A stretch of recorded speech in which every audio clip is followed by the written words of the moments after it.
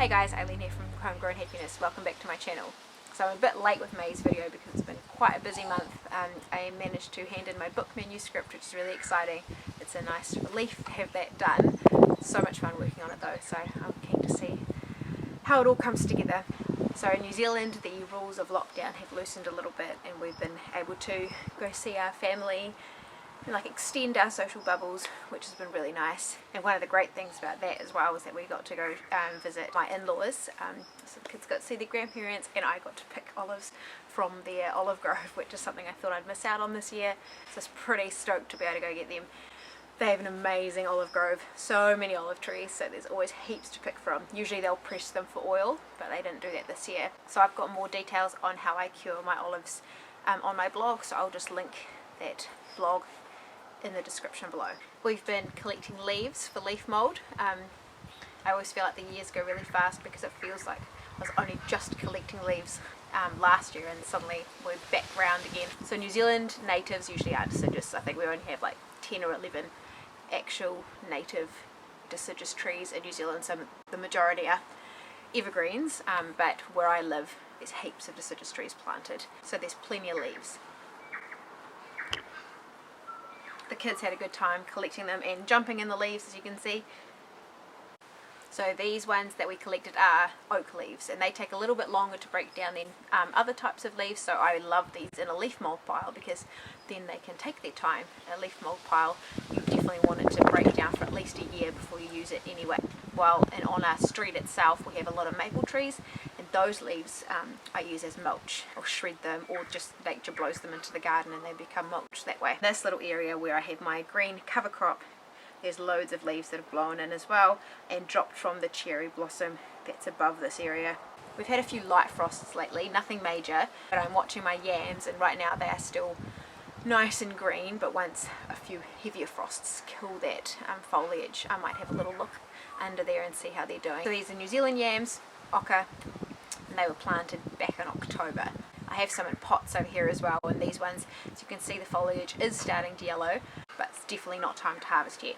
You can see a few yams poking up, but if I was to dig those up now I would be bitterly disappointed because they'll still be tiny. Yams do their fattening up at the end of their season because they overwinter as tubers, so once that green foliage is all gone and a couple of frosts have hit to help sweeten them, that's when you know they'll be the biggest that they'll get.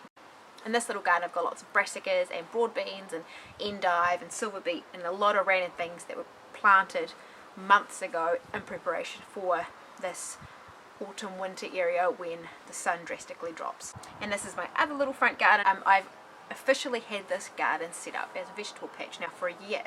Last year May I set this up as a little no-dig garden and then I planted things in it, but later than I would have liked to considering it was May.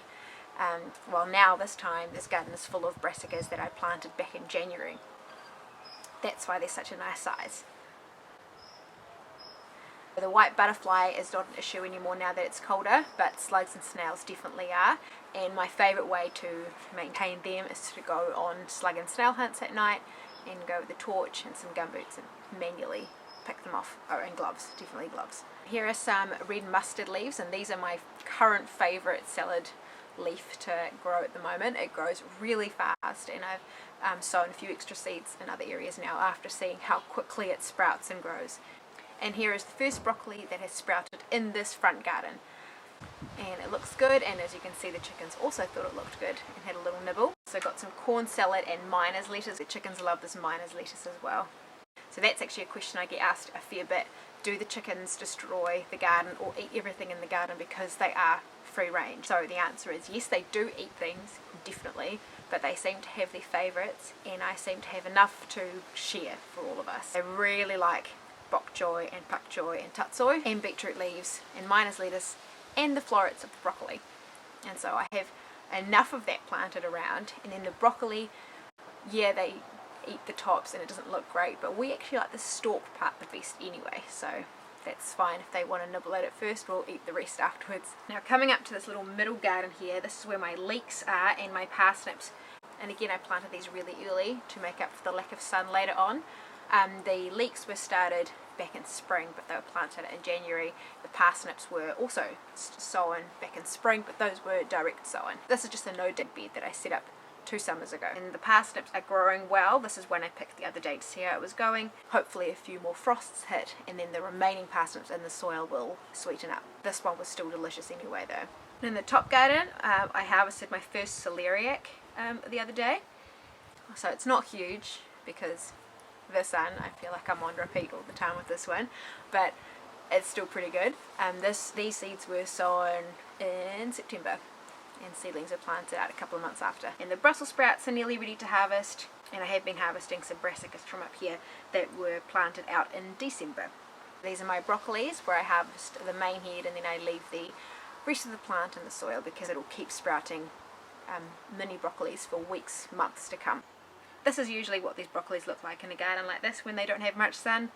They send out their heads on a very long stalk searching for the sun, and eventually they can't find it and then the heads split and they'll go to flower. Here is an example.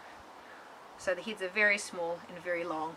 They're not going to win any gardening awards, but they're delicious. So I've got some cabbages and some cauliflower in here as well. The cauliflower is another one, just like the broccoli, that's fine to grow ahead even without sun as long as you start it early enough. But the cabbage is one that's always been of hit and miss growing that in the shade.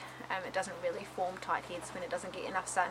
But that being said, even if it's loose and it doesn't grow in beautiful cabbage head, it's still a delicious edible plant anyway. So this was filmed at about 10 AM and you can see there's just no sun in the top garden except for the edges of the artichokes. So everything in here was planted early enough so it's a substantial size for me to harvest from at this time of the year. That's it for now. That's happening in the garden. I might try and do another video and I don't have my book to do anymore. Hopefully I have a little bit more time to do that. I hope you enjoyed it and thanks for watching. I'll see you next time.